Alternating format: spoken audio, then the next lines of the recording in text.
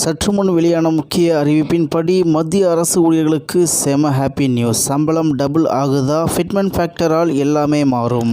செய்தியை முழுமையாக கேட்கறதுக்கு முன்னாடி நம்ம சேனலை சப்ஸ்கிரைப் பண்ணலாம். சப்ஸ்கிரைப் பண்ணிக்கோங்க. மறக்காம பெல் பட்டனை கிளிக் பண்ணிக்கோங்க. அப்போ தான் நம்மளுடைய அப்டேட்டட் நியூஸ் உங்களுக்கு உடனுக்குடன் வந்து சேரும். மத்திய அரசின் 8வது ஊதிய குழு, அதாவது 8th பே கமிஷன் அமைக்கப்படும் என்று அறிவித்த மத்திய அரசு குழுவின் தலைவர் மற்றும் உறுப்பினர்களை இன்னும் நியமிக்கவில்லை. இந்த குழுதான் கோடிக்கணக்கான மத்திய அரசு ஊழியர்கள் மற்றும் ஓய்வூதியதாரர்களுக்கான சம்பளம் மற்றும் ஓய்வூதிய அமைப்பை மாற்றி அமைக்கப் போகிறது. அது பற்றி விவாதங்கள் அதிகமாகி வருகிறது. இந்த சூழலில் மத்திய அரசின் 8வது ஊதிய குழு ஃபிட்மெண்ட் ஃபேக்டர் என்ற ஃபார்முலாவின் படிதான் மத்திய அரசு ஊழியர்களின் சம்பளம் மற்றும் ஓய்வூதியத்தை மாற்றி அமைக்கும். அது பற்றி பார்ப்போம். மத்திய அரசு ஊழியர்கள் சம்பளம் மற்றும் ஓய்வூதியத்தை தீர்மானிப்பதில் ஃபிட்மெண்ட் ஃபேக்டர் என்று ஆங்கிலத்தில் அழைக்கப்படும் பொருத்தமான காரணிதான் முக்கிய பங்கு வகிக்கிறது. சரி, ஃபிட்மெண்ட் ஃபேக்டர் என்றால் என்ன? ஒரு அரசு ஊழியரின் அடிப்படை ஊதியத்துடன், அதாவது பேசிக் பே, பெருக்கப்படும் ஒரு எண்ணாகும். இது திருத்தப்பட்ட சம்பளம் மற்றும் ஓய்வூதியத்தை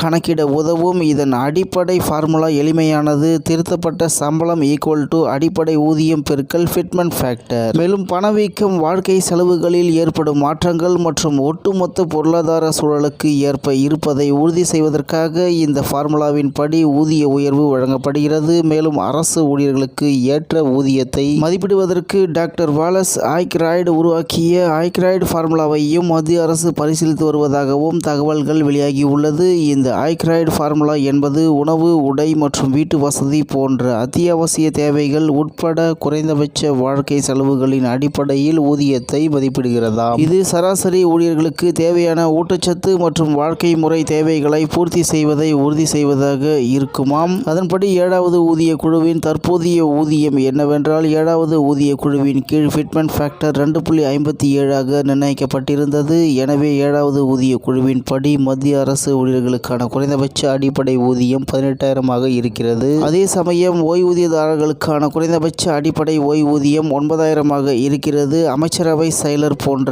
உயர்மட்ட பதவிகளுக்கான அதிகபட்ச சம்பளம் தற்போது 2,50,000 உள்ளது. அண்மையில் மத்திய அமைச்சரவை அகவிலைப்படி, அதாவது டிஏ மற்றும் அகவிலை நிவாரணம், அதாவது டிஆர் ஆகியவற்றை 3% உயர்த்த ஒப்புதல் அளித்தது. இதன் மூலம் அவை 58% அதிகரித்துள்ளன.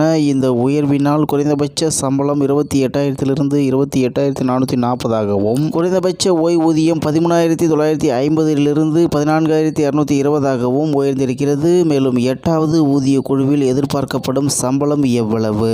8வது ஊதிய குழுவில் ஃபிட்மெண்ட் ஃபேக்டர் 1.92 முதல் 2.8 வரை நிர்ணயிக்கப்படலாம் என்று முதற்கட்ட விவாதங்கள் தெரிவிக்கின்றன. இது ஊதியம் மற்றும் ஓய்வூதியத்தில் குறிப்பிடத்தக்க தாக்கத்தை ஏற்படுத்தும் என்கிறார்கள். அந்த 2 விஷயங்கள் படியும் ஊதியம் எப்படி இருக்கும் என்று பார்ப்போம். மேலும் ஃபிட்மெண்ட் ஃபேக்டர் 1.92 இருந்தால் ஊழியர்களுக்கான குறைந்தபட்ச அடிப்படை சம்பளம் 34,560 உயரக்கூடும். ஓய்வூதியர்களுக்கான குறைந்தபட்ச அடிப்படை ஓய்வூதியம் 17,280 உயரக்கூடும். மேலும் ஃபிட்மெண்ட் ஃபேக்டர் 2.8 இருந்தால் ஊழியர்களுக்கான குறைந்தபட்ச அடிப்படை சம்பளம் 37,440 உயரக்கூடும். ஓய்வூதியர்களுக்கான குறைந்தபட்ச அடிப்படை ஓய்வூதியம் 18,720 உயரவும் வாய்ப்பு உள்ளது.